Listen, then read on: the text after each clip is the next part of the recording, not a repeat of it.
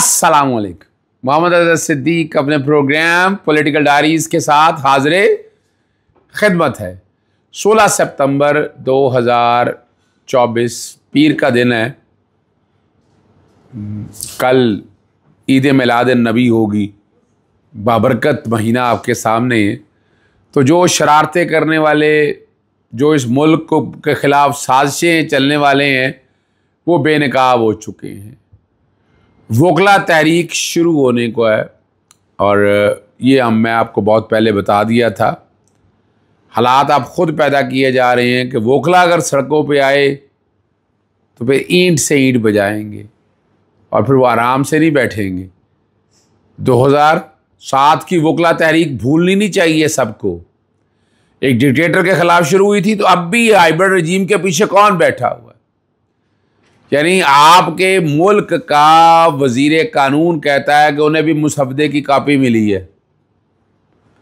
यानी इतना खुफिया रखा था, किसी को पता ही नहीं क्या है। अब जो आईनी तरमीम की चीज़ें सारी सामने आ चुकी हैं, उसको सामने रख के आपको बता दें, वोकला बॉडीज़ की तरफ से पाकिस्तान बार काउंसिल के 6 मेंबरान की तरफ से ऐलान आ गया। High court, Lahore high court bar association के सदर और पूरी काबीना की तरफ से आपने उस दिन प्रेस कॉन्फ्रेंस देख ली थी और हमने ऐलान कर दिया था कि सवाल ही पैदा नहीं होता।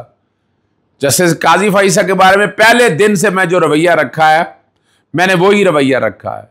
और आज जो उनके साथ चलने वाले सारे कौम से माफ़ी मांग रहे, जो इनके साथ खड़े हुए, जिन्होंने इनकी वकालतें की, वो सब शर्मिंदा हैं अब कि जस्टिस काजी फाइसा की सपोर्ट क्यों की।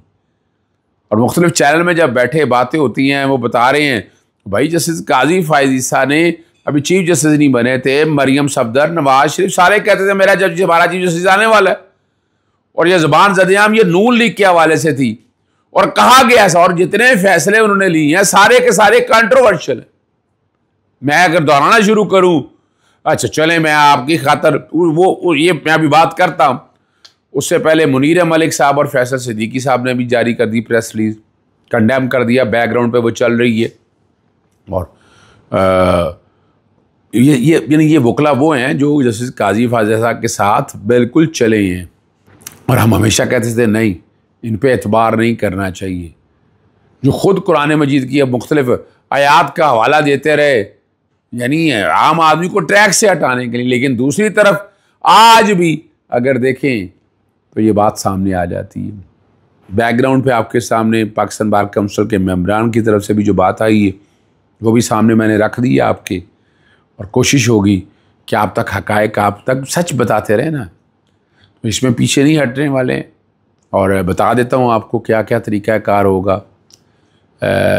2007 में मैं media adviser coordinator supreme court bar association था। हम हर हफ्ते सिविल सोसाइटी की मीटिंग किया करते थे, मुख्तलिफ तजावीज़ आती थी हमारे पास। उसमें सियासी जमातों के कारकुन होते थे, सिविल सोसाइटी के लोग होते थे, डॉक्टर्स, इंजीनियर्स, मज़दूर, किसान और ये सहाफ़ी एंकर्स हज़रात, ये सारे हमारे साथ बैठा करते थे और हम लाया अमल तय किया करते थे आइंदा, और फिर हमें एहतजाज मुख्तलिफ रखा करते थे। तो ये अब आपस में बैठ के ये चीज़ें तय होंगी और ग्राउंड वर्क हम इकट्ठा करेंगे और हम इंशाअल्लाह उल अज़ीज़ ये तहरीक को बड़ी एक तहरीक, कामयाब तहरीक बनाने की तरफ लेकर जाएंगे। अब ये बात यहाँ नहीं रुकनी है। जैसे इमरान खान के बारे में मिलिट्री ट्रायल का कहा जा रहा है, तो उसके ख़िलाफ़ भी आवाज़ उठेगी। जिस तरह भी करना चाहें, हम बड़ी सख्ती से इस मामले को निपटेंगे।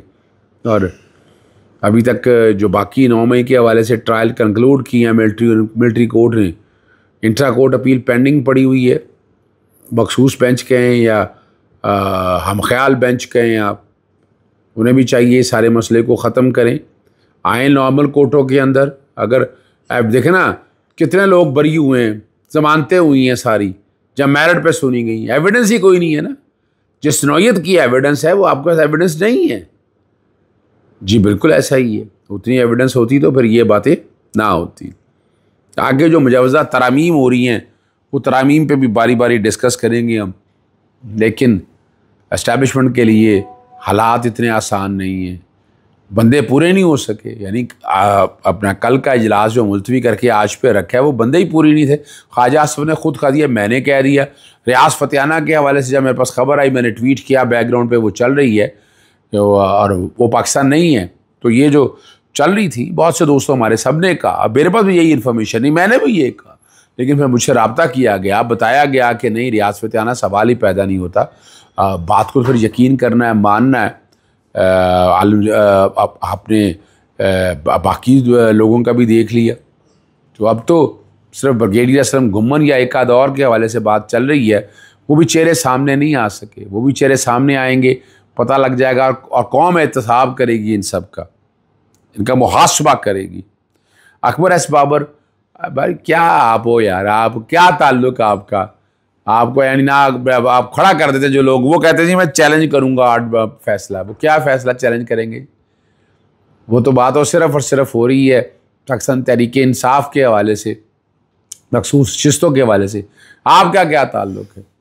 आप सोए हुए जाग जाते हैं, वोट आपसे पढ़ नहीं सका, आपका बंदे हैं नहीं है, लेकिन आप एक पूरे एजेंडे के साथ आते हैं, भरपूर तरीके से आते हैं और आपने आपको नंगा करके चले जाते हैं।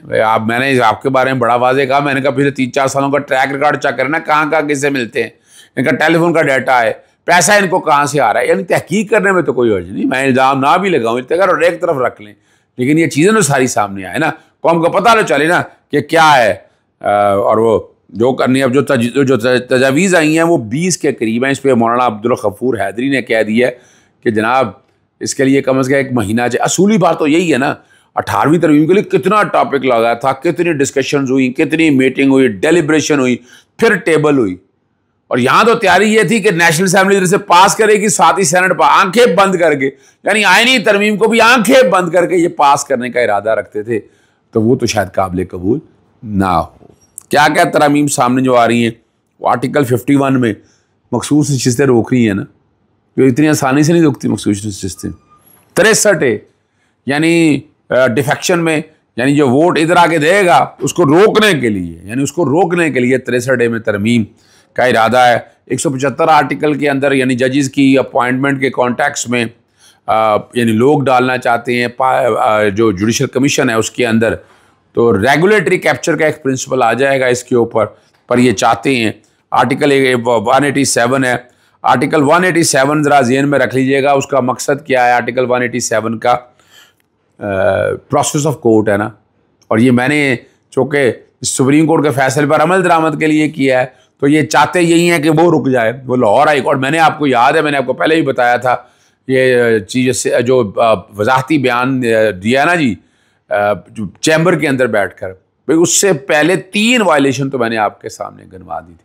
इलेक्शन कमीशन जानबूझ के कर रहा था, और वो बैकग्राउंड पे मैंने चलाए भी थे, और आप तक दोबारा चलें तो 3 ऑर्डर, 2 ऑर्डर हैं चीफ जस्टिस आमिर फारूक साहब के, एक जस्टिस रज़ा कुरैशी साहब का ऑर्डर है, वो बैकग्राउंड में मैं चला देता हूँ, आप देख लें, वहाँ से अंदाज़ा हो जाएगा आपको।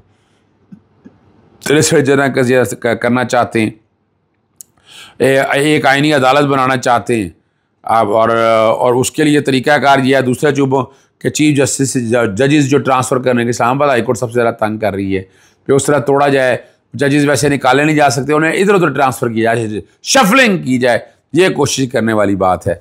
चीफ जस्टिस की तकर्री सुप्रीम कोर्ट के 5 सीनियर जजेस के पैनल से होगी, और हुकूमत इन 5 में से एक लगा सकेगी। आप कौन है?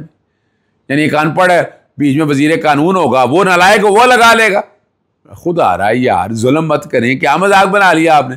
पैटर फैमिलिया का अल जहाद ट्रस्ट में ये प्रिंसिपल तय हो गया कि जजेस तैनाती करना सारा ये काम हो। मैं तो 175 को उठा के बाहर फेंकना चाहूंगा कि जजेस तैनाती में कोई ताल्लुक नहीं। जो पहला प्रोसीजर था बड़ा जबरदस्त प्रोसीजर था, चले किसी वक्त आएगा तो ये करेंगे।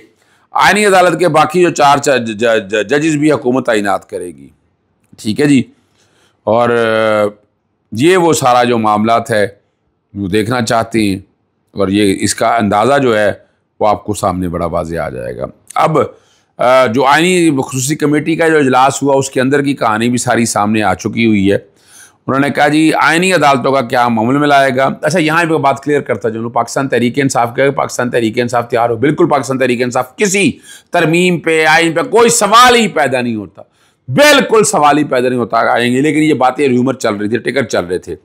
7 जजिस पर मुश्तमिल होगा। चारों सूबों और इस्लामाबाद से एक एक जज होगा, 2 एक्सपर्ट जज होंगे और वज़ीर-ए-आज़म को आइनी अदालत की जजेस की तैनाती का इख्तियार हासिल होगा। सदर मुल्क का वज़ीर-ए-आज़म की एडवाइस पर आइनी अदालतों के जजेस की तकर्री की मंजूरी देंगे और तादाद बढ़ा के 9 भी की जा सकती है। सुप्रीम जुडिशल कमीशन में 4 अरकान को पार्लियामेंट ये शामिल करने के हवाले से 2 अरकान इधर से लिए जाएंगे, 2 उधर से लाए जाएंगे। और पार्टी पॉलिसी आर्टिकल 63 सबसे ज़्यादा चुभ रहा है और आर्टिकल 63 में मैंने आर्गूमेंट, बड़े लीडिंग आर्गूमेंट थे मेरे, ये रिकॉर्ड की बातें हैं। बहरहाल जो हज़ारों ख्वाहिशें, हज़ारों तमन्नाएँ लेकर आए थे लेकिन खाक में बह गई, खशाक की तरह बह गई। इजाज़त चाहता हूँ। अस्सलाम वालेकुम, अल्लाह हाफ़िज़। पाकिस्तान जिंदाबाद।